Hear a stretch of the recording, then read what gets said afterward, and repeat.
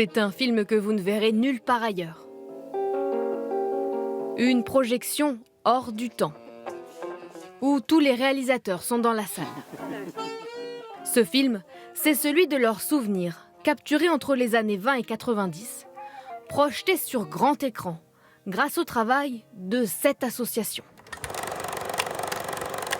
Il a fallu remettre en marche de vieilles machines, capables de dévoiler le contenu des bobines. J'y passe un peu de temps pour régler tous les petits picots. Là, pourquoi j'appuie en même temps? Stéphanie, Pierre et Margot sont des dénicheurs de vieux films. Ils s'installent partout en France pour numériser et sauvegarder les pellicules.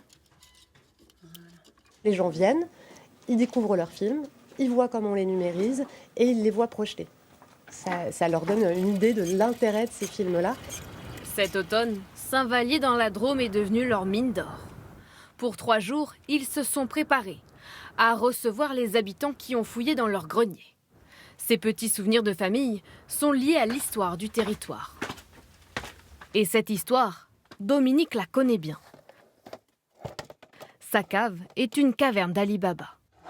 J'avais 14-15 ans, oui. Et je me disais, tiens, on devrait faire un film avec mes copains ou avec ma famille. Donc j'ai eu l'idée d'embaucher des copains, et puis mes frères et sœurs, qui étaient encore plus jeunes que moi. Et on a écrit un film, un scénario, et on l'a tourné dans les rues de Saint-Vallier. Ce passionné de cinéma a aussi réalisé des dizaines de films de famille, de fêtes et de cortèges.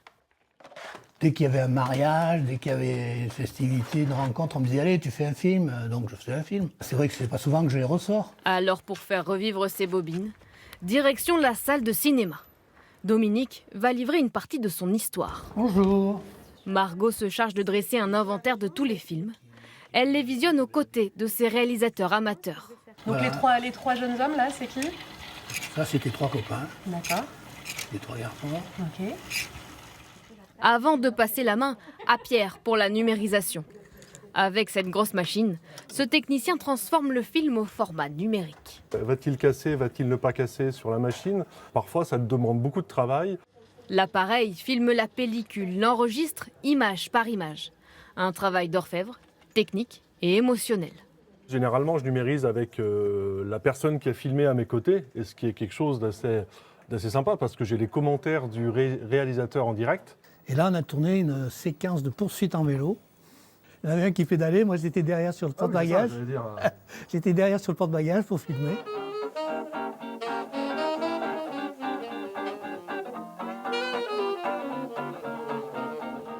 Parfois, ces pellicules n'ont pas été visionnées depuis des décennies.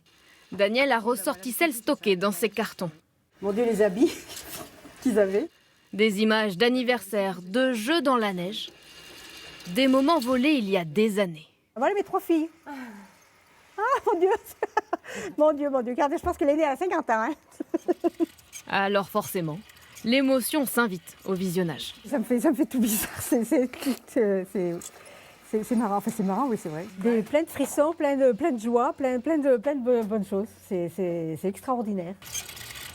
Depuis 3 ans, Ofnibus collecte ses archives familiales, racontant l'histoire de toute une région.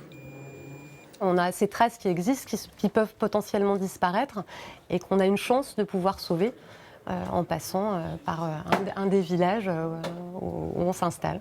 Les particuliers repartent avec une copie sur clé USB de leur film.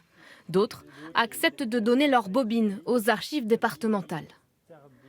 En 3 jours d'installation à Saint-Vallier, ces dénicheurs de vieux films ont réussi à collecter des dizaines de pellicules. On essaye donc de passer par, de faire les grands classiques qu'on trouve chez les films amateurs. Donc on aura forcément un peu de mariage, forcément un peu de fêtes dans des villages, dans des villes, des festivals. Le tout résumé dans un film d'une 30aine de minutes, diffusé au cinéma de cette petite ville. Je veux le film en entier là, pour l'emmener chez moi et le regarder encore. Puis en plus, j'ai découvert dans un autre film, pas de moi, j'ai vu mon oncle à Saint-Sorlin.